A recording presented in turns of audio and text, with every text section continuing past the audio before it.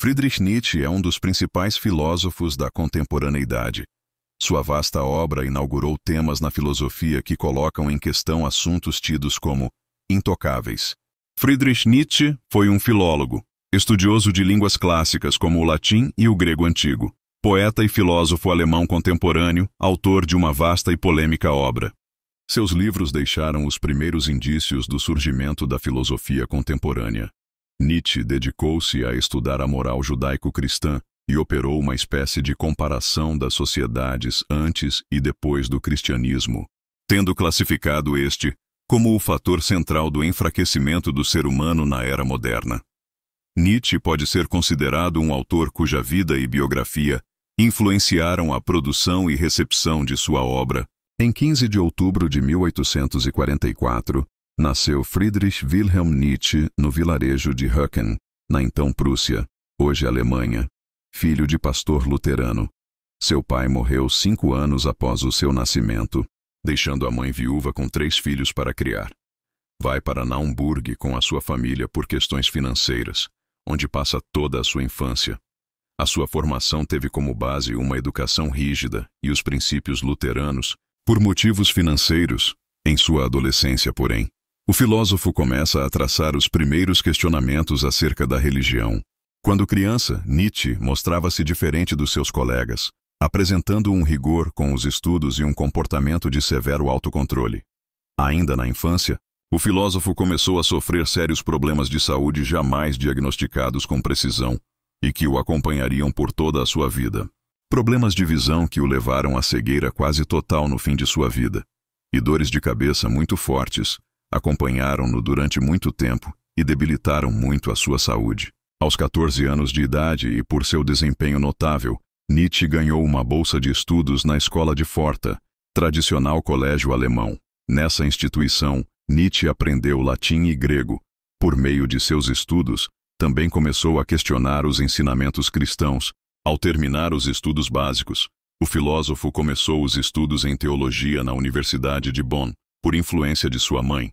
Logo ele muda de curso, contrariando-a, transferindo-se para os estudos de filologia e voltando-se para o idioma grego. Em Bonn conhece o professor Friedrich Wilhelm Ritschl, que o estimulou ao estudo das tragédias gregas e apresentou-o à filosofia do alemão nihilista e pessimista Arthur Schopenhauer. Nietzsche aos 18 anos de idade. Em 1867, o pensador foi convocado pelo exército alemão para servir na Guerra Franco-Prussiana, atividade que, para a sorte de Nietzsche, durou pouco devido a um acidente. Mais tarde, já em 1870, ele cumpre o serviço como enfermeiro, o que o leva a contrair difteria. Especula-se que a difteria e o seu tratamento, feito na época com medicamentos para a náusea e o ópio, teriam contribuído para uma piora no quadro de saúde geral do filósofo. 2 anos depois, aos 24 anos de idade, Nietzsche foi nomeado professor de filologia clássica da Universidade da Basileia, na Suíça. Devido à sua carreira universitária brilhante, ele foi na época o mais jovem a conseguir esse cargo. Com base em suas pesquisas no campo filológico e com a influência das leituras do filósofo Arthur Schopenhauer e do músico alemão Richard Wagner, pessoa por quem Nietzsche mantinha uma amizade próxima e um verdadeiro sentimento de admiração, o filósofo escreve a sua primeira obra em 1871, intitulada O Nascimento da Tragédia. O laço estreito com Wagner mantém-se a ponto do filósofo frequentar a casa do amigo e manter uma relação estreita com o músico e sua esposa, Cosima Wagner. Em 1876, no entanto, Nietzsche rompe a amizade por discordâncias intelectuais, políticas e musicais que vieram à tona após a organização de Wagner de um evento em celebração de sua obra, o Festival de Bayreuth. Nietzsche achou o projeto wagneriano demasiadamente nacionalista e uma espécie de massificação cultural da música, que Nietzsche sempre considerou, até então, a expressão mais genuína da cultura alemã. Nesse período, ele também abandona a leitura de Arthur Schopenhauer, por considerá-lo demasiadamente pessimista e negador da vida que, quando fortalecida, levaria o ser humano à sua plenitude, segundo Nietzsche. Arthur Schopenhauer fez parte dos estudos de Nietzsche em sua juventude. Entre 1872 e 1876, Nietzsche escreveu a sua série de livros chamados de Considerações Intempestivas, composta por 4 volumes. David Strauss, o confessor e o escritor. Sobre a utilidade e a desvantagem da história para a vida. Schopenhauer como o educador Wagner em Bayreuth. Nesse período também escreveu A Filosofia na Era Trágica dos Gregos, livro incompleto e publicação póstuma. E sobre a verdade e a mentira em um sentido extramoral, publicação póstuma. Todos os 7 livros escritos até 1876 compreendem a fase chamada pelos estudiosos de juventude da obra de Nietzsche. Em 1878, o filósofo publicou Humano, Demasiado Humano, a sua primeira obra escrita em aforismos, estilo que marcou a escrita nietzschiana. Os aforismos são sentenças curtas que possuem um significado próprio em seu interior, dispensando grandes argumentações. O estilo aforismático era o que Nietzsche podia fazer devido à sua doença, pois não requeria muitas horas de grande esforço intelectual, sendo uma escrita fácil para o autor, que podia interromper a atividade a qualquer momento sem grandes prejuízos. No ano seguinte, devido a agravos dos seus problemas de saúde, Nietzsche pediu demissão da Universidade da Basileia com aposentadoria. Foi concedida a ele uma pensão no valor de 4.000 marcos por serviços prestados à comunidade, o que não era muito, mas permitiu um estilo de vida simples e errante que o acompanhou até 1889. Na busca por tratar seus problemas que não eram corretamente diagnosticados por médicos, Nietzsche começou a agir por conta própria, fazendo dietas rigorosas e duvidosas e viajando como um nômade, a fim de evitar os invernos rigorosos. No inverno partia para localidades do sul da Europa e no verão ia para o norte. Entre os seus locais de viajante nômade figuram os preferidos: Sils Maria, na Suíça, durante o verão, e Turim, na Itália, durante o inverno.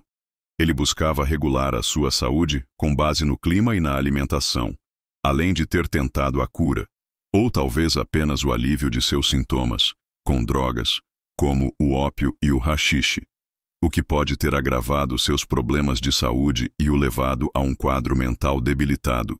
Em 1881, Nietzsche publicou Aurora, e um ano depois publicou A Gaia Ciência, ambos escritos em aforismos.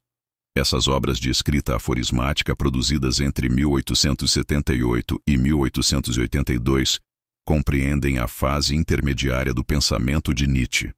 Nesse momento, o filósofo defronta-se com a questão do nacionalismo, posição política a que ele se colocou absolutamente contrário. Também, em 1882, conheceu o psicólogo Paul Rée, amigo que o apresentou à intelectual feminista russa Lou Andrea Salomé. Nietzsche apaixona-se por Salomé e pede-a em casamento. O pedido foi negado por 3 vezes, e Nietzsche sofre emocionalmente. Ainda no mesmo ano, ele corta as relações com Salomé e Rée. Além disso, o filósofo começa a redigir a obra que seria mais lida e comentada pelo seu público, o livro Assim Falou Zaratustra. Em 1885, Nietzsche inicia o projeto da escrita do que ele chamou de Vontade de Poder, que seria a sua obra magna. Salomé à esquerda, Paul Rée ao centro e Nietzsche à direita. O filósofo, em 1886, escreve e publica o seu primeiro grande estudo acerca da moralidade, o livro Além do Bem e do Mal. No ano seguinte, aprofundando no tema sobre a moralidade, o filósofo escreve Genealogia da Moral. Ainda em 1887, ele começa a redação de O Anticristo, texto publicado em 1888, mesmo ano de publicação de Crepúsculo dos Ídolos e Ecce Homo. Nessas últimas publicações, Nietzsche já se encontrava afetado pela doença mental, tendo surtos, fortes dores e problemas diversos. No ano de 1889, em Turim, Nietzsche teve um ataque de nervos ao ver um cavalo ser chicoteado por seu dono, correndo para proteger o animal. Aí começaria um colapso mental que o impossibilitaria de levar a vida intelectual que tinha até a sua morte. Hoje, as especulações de biógrafos apontam que os sintomas vividos por Nietzsche eram resultado de uma sífilis não tratada, que atingiu o sistema nervoso central e pode ter sido agravada pela dieta pobre e pelo uso de haxixe e ópio. Nesse mesmo ano, o filósofo ficou completamente incapacitado para qualquer atividade, tendo vivido sob os cuidados de sua mãe e de sua irmã. A irmã de Nietzsche, Elisabeth Förster Nietzsche, era assumidamente antissemita. Casada com um propagador dos ideais antissemitas, ela passou a tomar conta dos manuscritos e da produção intelectual de seu irmão. Elisabeth Nietzsche editou arbitrariamente os manuscritos de seu irmão. Elisabeth Nietzsche editou arbitrariamente os manuscritos de seu irmão e publicou por conta própria uma versão montada por ela da obra Vontade de Poder. A obra editada pela irmã possuía caráter antissemita, algo que Nietzsche achava horrível quando ainda estava bem de saúde. Mais tarde, Elisabeth conheceu Hitler pessoalmente e passou a ele várias informações acerca da obra de seu irmão, quando este já estava morto.